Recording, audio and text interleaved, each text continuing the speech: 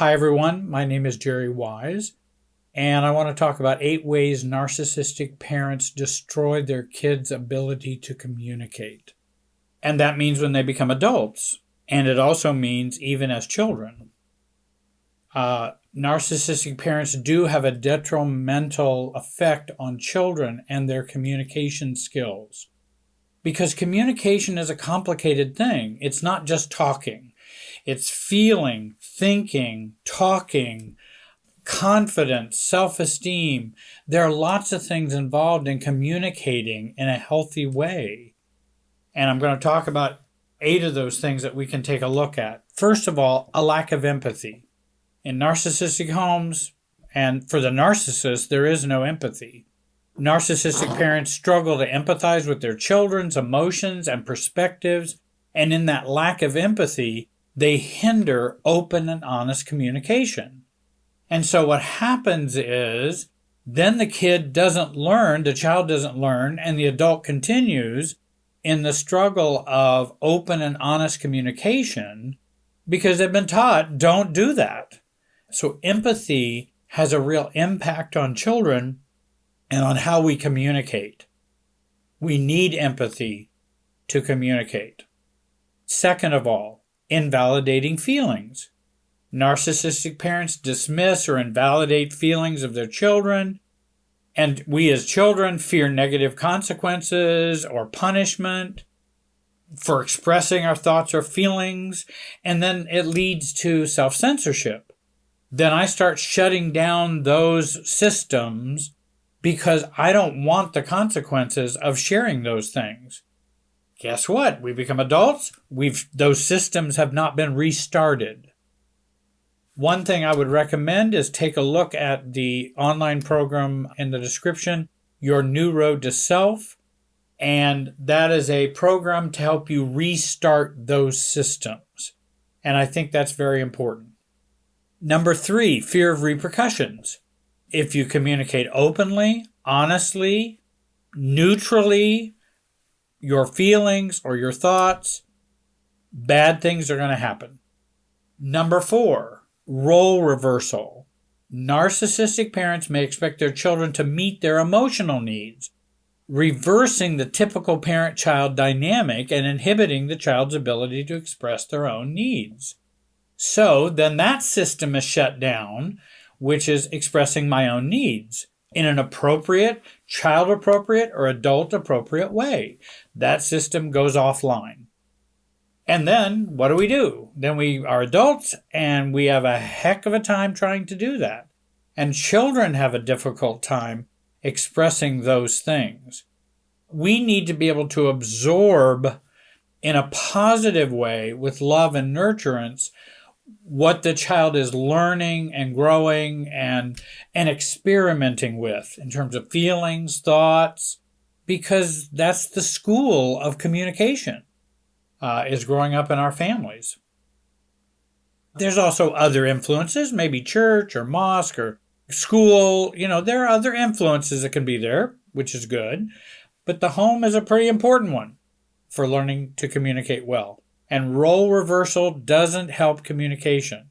When I've talked to adults who grew up with narcissists who did role reversal with them, and they were parentified, it's interesting how, as adults, they talk like parents, and they talk like caregivers, and they talk like overfunctioners. You can just hear it in the language. If you're attuned to it, you can just hear that's just how they communicate. Because that's how they learned how to communicate. Overfunctioning, taking care of, fixing, advice giving. They can't just talk from themselves. Those systems are shut off. The self systems are shut off. They've clicked on the button other, and self is not clicked on. Number 5, gaslighting. Narcissistic parents might engage in gaslighting, where they manipulate the child's perception of reality. This can confuse and erode the child's confidence, and we need confidence to be able to communicate. And if you don't have that confidence, you're just going to distance, you're going to avoid, You're going to communicate in that avoidance, distancing kind of way. They've also shut off the system of, I see my reality and I trust it. That's been shut off because the narcissistic parent will say, that's not reality and that's not the way things are. So you just shut that off because you don't want to get punished. You don't want to, you can't press your case because nobody's standing there as an advocate for you. And even the spouse of the narcissist can be very worried about being an advocate for their child. Number 6, insecure about what I should say. And again, because of some of these other things, I'm not sure what to say.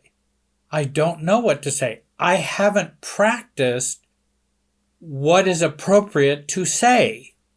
And so I have people come to me all the time and say, I don't know how to communicate this. Do you know what's interesting? Is I oftentimes say, I know you already know how to communicate and communicate this well. It's these other systems that are shut off, which is why you say, I'm not sure how to handle this. Because I would say, okay, if there were no guilt, repercussions, no narcissistic parent, nothing bad is going to happen to you, what would you say and what would you do in this situation? 95 to 98% of the time, they've got it right. So they already know it. It's just these other switches are on. Fear the consequences. Your reality is not real. You don't have any confidence. You're probably wrong. It's just because those switches are shut off. Training and help and self-differentiation helps you begin to click those switches back on, so that you can communicate well. Because people often can do that. They'll come up with things that would be better than what my answer would have been. And I'm a neutral party or objective, but they'll come up with some great things. And I'm going, did you hear what you just said? You just answered your question. It's just you switched off all those other things that made it cloudy and uncertain. Because you had all those switches turned on when you were growing up. We need to turn those off. 7, when I should share feelings, I share thoughts. That's one of the things that we learn growing up in a narcissistic or dysfunctional home. I share feelings when I should be sharing thoughts. And then, of course, the corollary to that is I share thoughts when I should be sharing feelings. Number 8, when I should think more, I feel more. When I should feel more, I think more. And we get those confused growing up in a narcissistic home. Getting those rebalanced, getting the gyroscope and the GPS rebalanced can help us know, when do I share feelings and when do I share thoughts? Because if you can even learn that skill, that could be life-changing. So I hope you'll join me.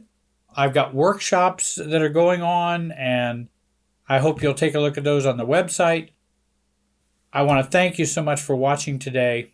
Have a great day, and be wise.